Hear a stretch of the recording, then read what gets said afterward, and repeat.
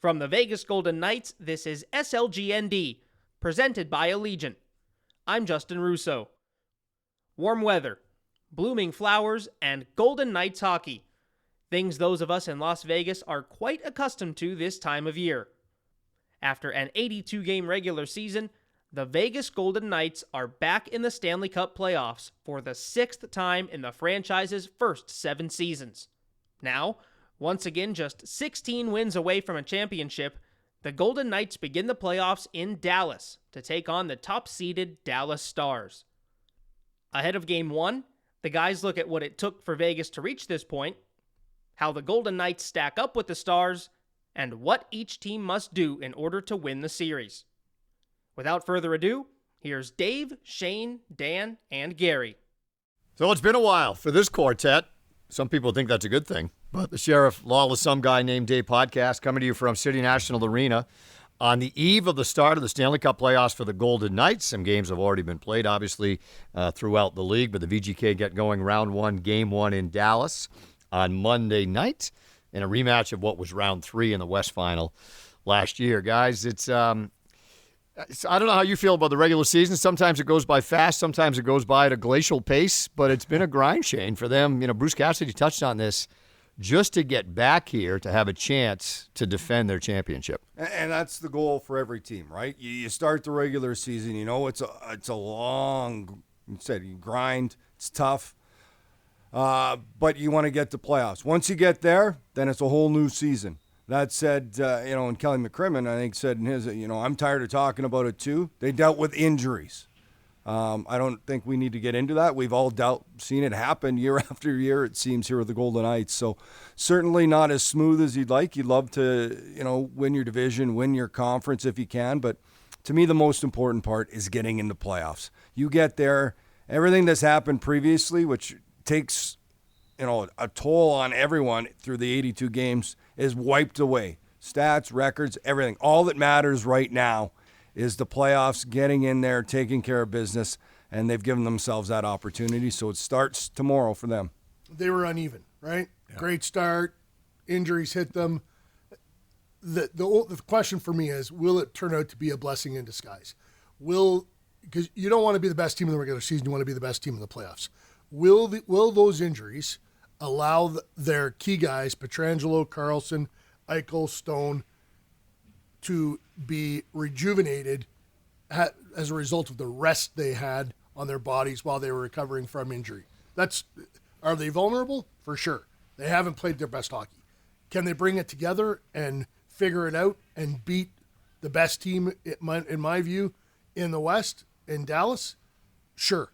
That's the series. It's either Vegas is not going to be able to get it together and get over what they've been through and turn it on, and they'll lose, or they will, and they'll win the series. Dan, Kelly McCrimmon talked about in his media availability the other day that last year it was the All-Star break was kind of the turning point for the team, right? And they took off, and he felt this year was at the trade deadline. And I think to Gary's point, one of the other key parts of it, though, last year was Mark Stone missed, basically the second half of the year, and he missed the final 26 this year. But they basically had everybody else healthy, right? They had guys that missed time with injury, but they got them back way before the end of the regular season. So we watch the skate as we tape this now, and the team's going through their paces, getting ready to leave for Dallas. And you've got Pietrangelo hasn't played in a while with the appendectomy. We know Stone's deal with the spleen. Mantha's missed the last couple of games. Stevenson. It is a little bit different that you've had guys miss some time here, and especially, if he's not your best defenseman, he's in the running for it in Pietrangelo, and one of your best all-around forwards in Stone. Yeah, and you throw into it, Dave, the fact that a couple years ago they were in first place at the All-Star break, and they went 500 afterward and missed the playoffs. Yeah. And so those late season turning points, how much are those objects in the distance for players? You come into a season, they have the great start, but Bruce has talked about this. Players have talked about it. It's just human nature. You can't go 100% for 60 minutes for 82 games. It's impossible. You wouldn't make it. You'd be done by the regular season or long before then. So it's and Shane, you've been through this. How do you figure out mentally, physically to ride with it, but also not, go over the top? I'm basically getting at the conserving energy point of view, mentally and physically, because it seems that teams with experience, which we all talk about, all the cups that have been on this team even before last year, that you learn when you can really dial it up and also when you might not have to push the pedal to the floor quite as hard. Well, and I think that was a question we probably all asked ourselves a lot this season with this team, because you knew how good they could be and talented, and it seemed like some nights, okay, there was 30, 40 minutes of it, but not full 60. Now that, and you mentioned the experiences, that's going to be key. Playoffs brings, it's already a built-in intensity and energy that's unmatched in any game you try to do in the regular season. That's in there. There's no motivation. The coach doesn't need to come in and give a rah-rah speech. Players are ready to go. Now it's a matter, can they turn that switch, get to their game? There's experience in that room. They know how to play. They know what it takes to win. So you hope that there's, is it rest versus rust is going to be a big question. I think because of the intensity and the excitement for playoffs, that helps shed it a little bit more and get quicker up to speed. But we'll see. This is what it's all about. And I'll throw in one other wrinkle to that, because how quickly do certain combinations of players find chemistry? I mean, Tomas Hertl has looked great. He does a lot of things really, really well in different situations, but he's never played in the game with Mark Stone as a teammate, and it looks like they're going to be on the same line. And that applies to a number of others. Alex Pietrangelo played some games with Hanifin, but then Pietrangelo has missed so many games, so most of Hanifin's time with the Golden Knights, he's been paired with Nicholas Hague. So Hague hasn't been with Whitecloud in a long time. So you're getting back to some stuff that we might have seen in the past, but some other stuff that's brand new. How much tinkering happens going into the first game, how much happens during the game, and then how much happens over the course of the first round. I wonder, Shane, about the goaltending, right? They split the final 6 games, Thompson and Hill. Yeah. And Hill's had his struggles. Yet he's the guy that led them to the Cup last year after Brossoit got hurt in that second-round series. I think we talked about it on TV. Bruce Cassidy said, look, it is at every position pretty much who's playing better. Well, Thompson's been the better of the two here down the stretch, but has yet to play in the playoffs. So big decision to make heading into game 1. Where do you sit on this? It's a really good, because you're talking about someone with experience in this time of the year with Adin Hill and what he did last year. Not a ton of experience, just last year. Yeah. And then Logan Thompson, and you're right. Logan's looked better coming in. Adin Hill hasn't had a lot of starts, and there's been some rough patches heading into playoffs for him here and some goals. So how quickly does that turn around? I think at some point, most likely, we'll see both goaltenders. I think that's the way it'll be. For me, I think Logan Thompson, what he's done in his body of work here through the end of the season, to me would be the starter. Now, by the time people hear this, we could be announcing somebody else. And then, see how that goes, right? I think he rides whatever goaltender is rolling until they think they need a change. And they have confidence in both guys. They talk about it. I think Adin Hill, it also allows them to get more reps. Practice intensity will get up. I know they won't practice as much, but still, you can take shots. They're going to have a crew, timing and all that. So that's the best way to work through some of those issues he's had, maybe, is just working on, practice time, and we'll see if that helps. And we'll just do a quick flashback to where were the Golden Knights in the goaltending department at this time last year. There were more bodies, but there was still a great deal of uncertainty. Jonathan Quick was here, but he was not Jonathan Quick of 2012 or 2014. Laurent Brossoit had spent much of the year in the American Hockey League, coming off of multiple injuries. Thompson was unavailable because of injury. Hill was unavailable because of injury. But they still found a way, made it work. Brossoit was excellent in the first round until he got hurt early in the second round, and Hill took him the distance.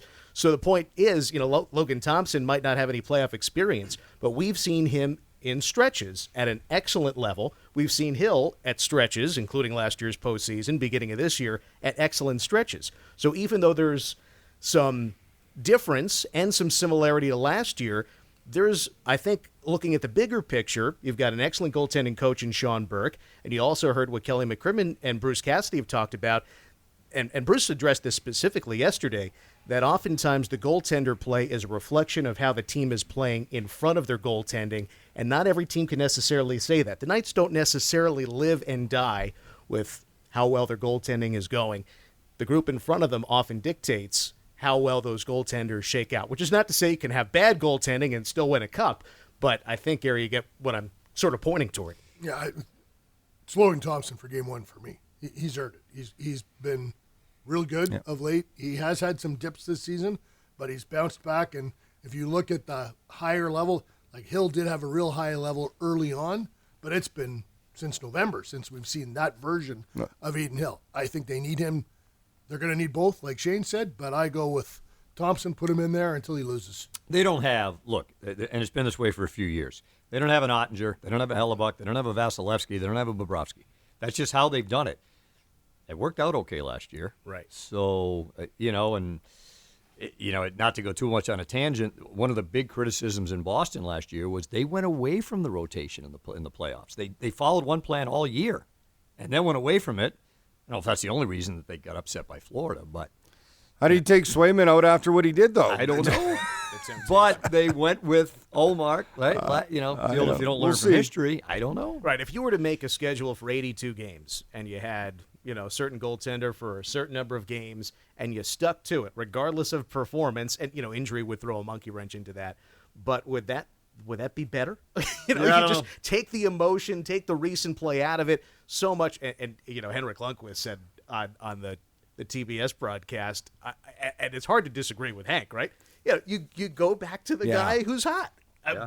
But again, if you look at the big picture, regular season, 82 games, the long haul, that can be different than the Stanley Cup playoffs when 4 games can decide your fate. We were having this conversation with somebody in Golden Knights management the other day, and he said as a coach, it's so difficult to not go back to the guy you think, right? Yeah. Because for that reason, the guy you think is riding the hot hand. Well, over the course of a long season, that's one thing.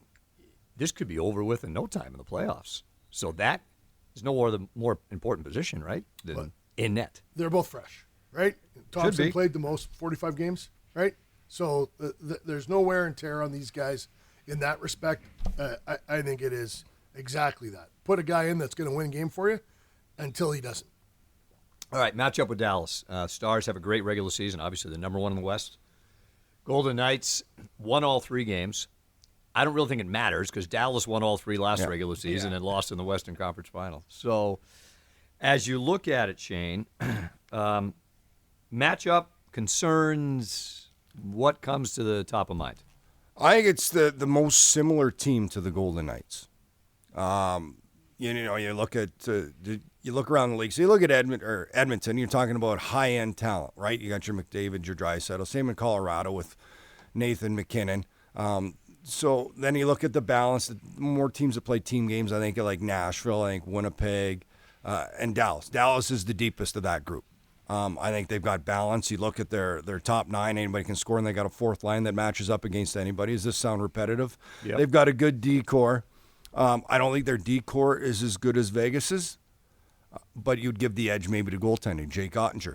Last year, I think Ottinger, they ran him way too hard at the end of the year, and he ran out of gas in playoffs. That was a fault. He's a little more rested this year, so that's going to be a challenge. We were talking about injuries. We'll see. You look at, we had 3 players on the Golden Knights that played all 82 games. They have 4 guys in their top 9 that played all 82 games. One of them a 39-year-old. Actually, their 2 39-year-olds play all 82 games with Suter as well. So, and Pavelski. Is that going to be a little more taxing? I don't know, but they're a good team. This is a tough challenge. That's why everybody said, who do you want to play Edmonton when it came down, Edmonton or Dallas? It doesn't matter. Your opponent's going to be there for the Golden Knights and Bruce, and they'll continue to hammer this home. The focus is on their game. Both teams know how to win. It's who's going to go out and execute it better. It's going to come down to the details, as Bruce said, a one-on-one battle, a loose puck battle, a play on the wall, creativity, a save. All those things add up. So who's going to do it better? Both these teams have the ability to win this series. I think the Golden Knights, it's interesting. We'll see how quickly they mesh because they are deep with all the health they have back. Pietrangelo said yesterday, we have to play north-south, and we have to play behind them. Puck management's going to be the key. Are they stubborn, or do they play the right way? Stubborn is the word we use all the time. Yeah. So I asked him that. I said, how can you change that? And he looked at me, he said, I play straight, Stone plays straight, and we are going to talk about it. So that's the other thing that you don't hear about or that you don't talk about when those 2 guys are away. Stone is the captain. Pietrangelo might be the loudest guy on the team in terms of having things to say. They've been out, and this team has been stubborn, and I haven't liked their style of play on lots of nights. It's way too much east-west. We'll see. To me, that is the story. If you go out and you see the Golden Knights, I don't think they're going to be as good as they were in Game 6 against Dallas last year, but if that's the game plan and they're trying to execute that, they have a chance in the series. Yeah, just logistically, I like what Bruce said to your question yesterday, Gary, about how there's one of them at either end of the bench. Stone's over here with the forwards, Pietrangelo's over here with the defensemen, and just logistically, you've got those voices, and they're different. Pietrangelo talks more, Stone more with his enthusiasm. But, think about how many games they have played without those two players. And there's another guy that you don't think about, but talk about straight north-south, and is a big leader in that room as Will Carrier. Yeah. It looks like the eye test. He's going to be ready for game one. He plays. Sir, he might be, number one for north-south. There's no other game. If you talk to him, he says, I don't have another game. So we asked Bruce Cassidy. I remember this, Shane, before they played Dallas early this season, first time they'd met since that series. And I said, in retrospect, what was the difference last year? And we asked him again yesterday, and he pointed down the middle of the ice. There's some depth. Look at this. Hintz, Duchesne, Johnston, and Foxa. Yeah. Eichel, Hurdle, Carlson, and Waugh. That's pretty damn good. If you believe teams are built down the middle, which most people do, that's a lot of depth on the – I'm fascinated how that battle down the middle is going to play out as this series unfolds. Well, it really is. I like that said. I think the Golden Knights have a little more of a defensive side built in. I think there's offense on both sides down the middle. Johnson's a 20-year-old, but he is a spectacular young player and led them in goals this year. But the experience factor. Can you wear a guy down like that? The experience. Matt Duchene's been in the league a long time. Really skilled offensive player. He's strong. Is he going to buy in defensively enough? Hintz, I think, and Fax is your typical fourth line, a real good fourth line center. Rope Hintz is a star, but not only a Dallas star, but I think he's an incredible player. I still think the Golden Knights have the edge, but again, that all has to play out. It really does. But yes, Dallas is deep down the middle. They're deep in their top nine. They can score. There's no question about it. And Jake Ottinger, to me, he's one of the top goalies in the league when on his game. So talking about the north-south, you're going to talk about simplified pucks to the net bodies. That's where the addition of Tomas Hertl, I think, is huge in this series. And we brought that up, Tomas Hertl. It's an X factor that the Golden Knights have not had. And Pete DeBoer knows him pretty well, of course. But look at the face-offs. Look at the power play. The face-offs on the power play. The 3 of the 4 games, Hertl comes in and they scored 2 power play goals, and the one that they didn't, they had no power play chances.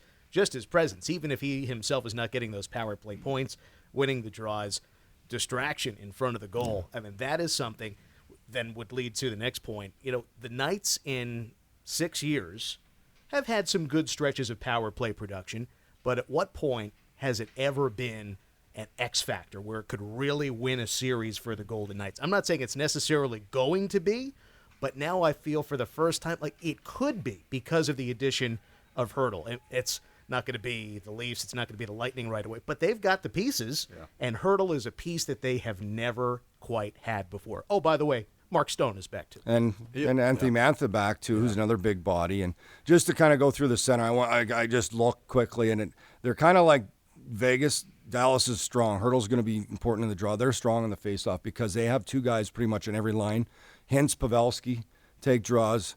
Sagan takes draws as well. He's playing the right side with Duchesne, and then Jamie Benn's really strong on the faceoff. He's with those 2 young guys, Stankoven and Johnson. So puck possession, it's important. Everybody wants to have the puck. Both these teams will. Like Vegas, it's a center-heavy team. Yeah, it's center-heavy. They got plenty of guys that can take draws. It's funny, Gary, how close. Golden Knights go up 3-0 in that series last year. You forget how close it was, though. They won the first 2 games at overtime. OT twice. They lost Game 4 in overtime. They could have swept them. Pavelski scores on the power play, and then their best, probably, I don't know, you could say the 9-3 blowout of Florida in Game 5 to win it was their best game of the playoffs. But that 6-0 game in Dallas was unbelievable, how well they played. I consider it the best game the Golden Knights have played in their history. Yeah. Like, it was pure domination. And you're right, 9-3 was pretty good. That was pretty good. That was pretty much domination. Fun too. The reason I think of that as a better game is quality of opponent. I think Dallas was a way better team than Florida last year. Florida's a good team this year, and they were in the Stanley Cup last year. But I thought for the Golden Knights it went. Winnipeg was like a 6 in terms of being an opponent. Edmonton was a 9.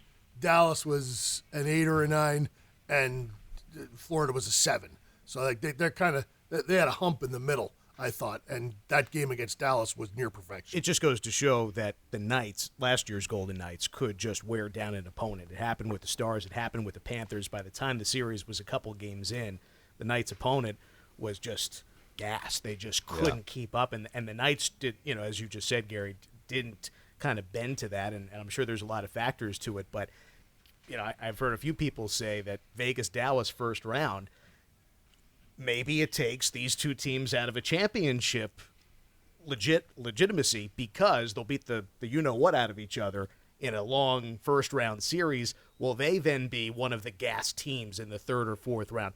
So, hey, you want to win the series, number one. Can the Knights do it with, do it in 6 and more or less coast? Can Dallas do that to Vegas? That's asking a lot. I don't know how you try to weigh that. You got to win the series, number one. The other player we have not mentioned that the Golden Knights did not have a year ago is Noah Hannafin. Yeah. Who came in here with Pietrangelo, out due to illness and the appendix situation, led them in ice time. I think every game Pietrangelo was out. So somebody that, he's going to be here. He signs this extension for 8 years. Never has been part of any lengthy playoff run. What an opportunity for him. Looks by the looks of practice, him and Pietrangelo are going to be back together again. To have him be able to That's eat why up I give the the D advantage to Golden Knights because of that addition of Noah Hannafin. You're getting a bona fide number one. They've got you got 2 number 1 guys in him and Alex Pietrangelo. Shea Theodore's considered probably a number 1 offensive style defenseman, but for an all around, all situation, I love John Stevens uses that term, all situation defenseman. Alex and Pietrangelo, Noah Hannafin. You look around the league, those are top guys, and they have 2 of them playing together, and the added motivation. These guys that came here to because they want to win. Yes, they want to win. They like the culture that has been built here, and I'm excited for play. And I love the other thing about this Golden Knights team. I think last year, and they finished a lot higher. Nobody was picking them. People still picked Winnipeg in round 1. Nobody thought against Edmonton. Nobody thought against Dallas, and already it's happening again. Dallas is being picked way more than Vegas around the league, and I think this team thrives on stuff like that. ESPN, prior to the Edmonton series, it was like 21 of 22 people. One person picked Vegas to win that series. Remember this name, Tim Cavanaugh. I don't know who he is. I don't know what he does, but he picked the gold. He's the only person at ESPN to pick the Golden Knights to win that series. Hi, Tim. Thanks for listening. Thanks for listening, Tim. They got down the stretch of whether they're going to play Dallas or Edmonton. And just selfishly, I was like, I've had enough of all the Edmonton. I think people in L.A. would say the same. Yes, enough. All right, got a couple minutes left. Yeah. If the Golden Knights are going to win, Shane, and if Dallas is going to win, what's going to happen on both sides of the equation? Well, I think goaltending is going to be key, and they have the ability. They need one of those 2 guys or both guys, whatever it takes, to step up and play to their ability. They both have the ability to do it. They need that, and then, as Gary and we talked about, they've got to eliminate that stubbornness in their game and play the right way, which I think they will. And then it's the other key is the mental and physical fortitude to get through it because they know a grind, and I think having gone through it last year helps. You got to mentally prepare yourself for what's coming ahead and the ability to bounce back. I think Jack had a good quote, too. He found the biggest thing to adjust to was momentum shifts. In-game, game to game, how to grab it back, how to feed off it when you have it. Because everything is everything is magnified so much. Every little detail of the game, every situation. So I like the fact that they have the experience from last year as well. I think that's difficult to do especially if you're in the other team's building and you haven't had the puck for 7 or 8 minutes and the crowd's going nuts and you can't hear yourself think those massive swings. But I guess somehow, some way, these guys focus and pound their way through it. Gary, what do you look at as the keys to this series? We haven't seen the Golden Knights game consistently. Well, they won 11 of 12 to start the season. But then was they weren't very good. No. So we haven't seen it. So, could this be over in 4 for Dallas?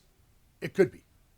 If we don't see that dramatic shift from the Golden Knights, this won't be a long series. Dallas is operating at a really high level.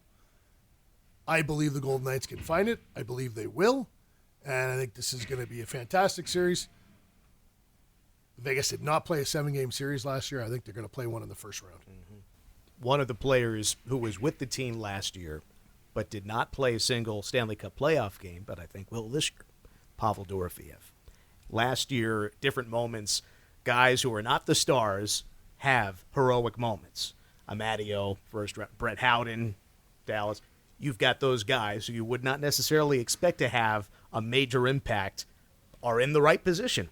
We've seen Pavel Dorofeev, who played roughly half the games this year, but among the highest goals per game among rookies. Is Pavel Dorofeev one of those guys who pops up in a big moment? And it's a tough lineup to crack right now. I mean, you're going to have guys who played a lot of games for this team, a lot of career games, who are not going to be in the lineup game one. But the Knights did use their depth. They only used, I think it was 19 skaters last time against Dallas, Bluger and Amadio. But point being that you never know when you're going to need somebody, either a role player steps up into a prominent role or a guy who's not in the lineup to step in and make a contribution. And the Knights have done it. Can that happen again? I'm not sure that Dallas is really looking to that in the same way that the Knights are. All right, Dave, you wrap it with your keys. Well, I look at, to your point, Dan, can the Golden Knights can their depth scoring continue to be the key for them? As much as, you make the point about Howden last year. Michael Amadio scores that double overtime goal in Winnipeg. So I think that's going to be critical for them again. As much as you want to rely on Eichel, Stone, and Marchessault and all the big shots, can their depth scoring shine through again? They don't win last year unless it does. Well, at Game 6, we're talking about the fourth line was tremendous in Dallas. Yeah, so to me, it's can their depth outplay and outproduce the depth of Dallas? I think that's one of the key things I would look at in this series. They did last year. What was it, 3-0 after the first game, after first period of Game 6? Yes. And it was the Kolasar, Carrier line. Carrier scored from Kolasar, Carlson from Watt and Smith, which was on the power play. Kolasar from Carrier and Martinez were the first period goals. And by the way, Amadio scored the 6th goal. So that would be one thing. And you mentioned the goaltending, Shane. Yeah. Look, the other team's going one of the best in the business in Ottinger. It might not just be one of these guys for the Golden Knights. Can they have stability in that position? It's going to be critical if they're going to. And the other thing I would just point out is Bruce Cassidy used this term early in the season, and he talked to the team about it. Do we want to be a legacy team and make a run and go at this year after year after year, or do we want to be a one and done? Well, I think the answer is they would love to, be a contender and, make another deep run like Tampa did, like those Penguins teams that won 2 in a row a few years ago. I wonder if that's somewhere in there. I don't know if it's in their everyday thinking, but big picture, it'd be great to make a hell of a run for this team again. They're in their prime.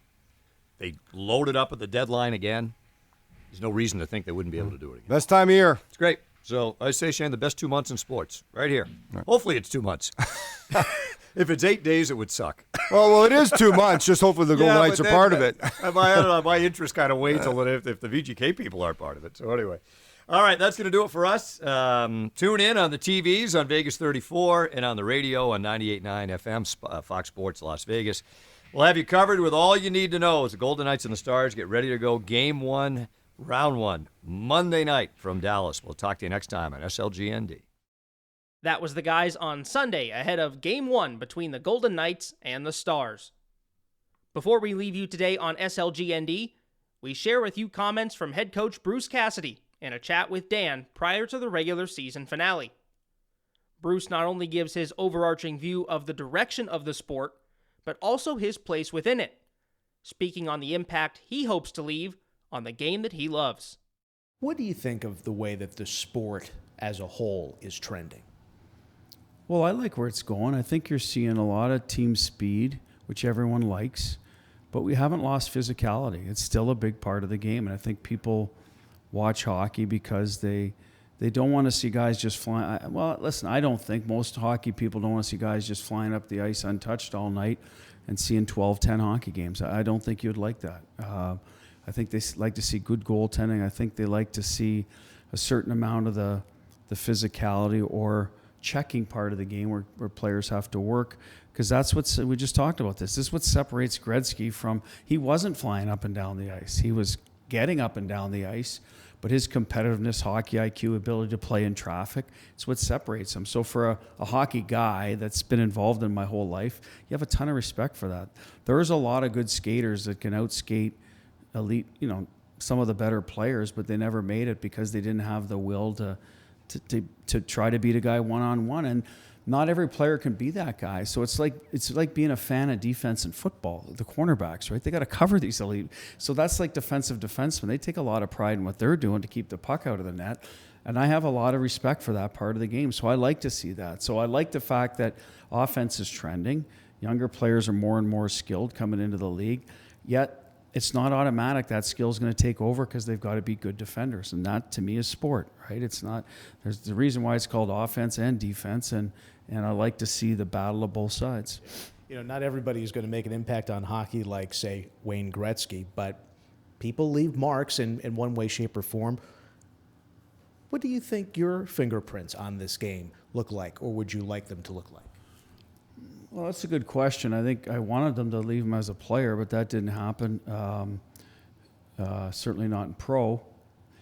So then, and I wanted to lead as an offensive defenseman, so I was always kind of watching the Doug Wilsons and the Bobby Orrs and Potvin, guys that were putting up numbers, and power play guys, and all those three guys were, full both sides of the puck players, which I always valued.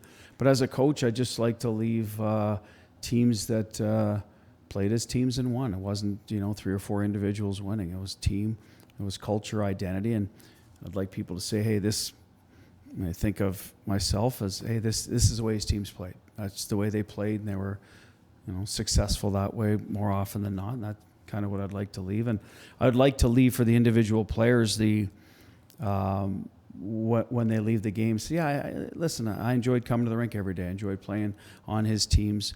Enjoyed playing his style of play, and some of them will go on to be coaches, and you hope a few of them maybe reach out to you later on and say, hey, how'd you deal with this? That's when you know you've built a pretty good bond with a player. That was Bruce Cassidy providing his perspective on hockey and his influence on it. For the full interview with Bruce, plus more interviews and highlights from all Golden Knights games, visit soundcloud.com/Vegas Golden Knights and follow @VGK Radio Network on X, formerly known as Twitter. For more podcast content, tune into VGK Today, with new episodes every day throughout the Stanley Cup Playoffs. We'll see you next time on SLGND, presented by Allegiant.